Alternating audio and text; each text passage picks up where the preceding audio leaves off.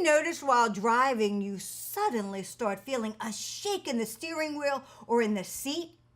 You think to yourself, what's causing that shake? What's the matter with my vehicle? Hi, I'm Nancy at Kneble's Auto Service Center. Quite possibly and more often, the shake in the steering wheel or in the seat is from poor tire tread. Tires with worn tire tread or cupping of tires are from bad shocks or struts or even a shift in the belt of the tire. That can cause the shaking in the steering wheel or the seat. Since tires are between you and the road, it's important to maintain good tire tread.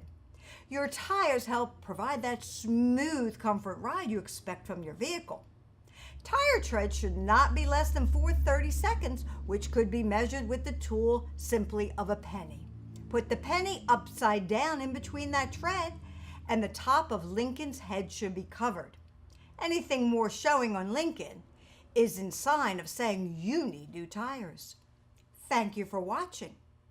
And be sure to check out our other videos such as how to buy tires, or do you need 4 tires, or can you get away with 2?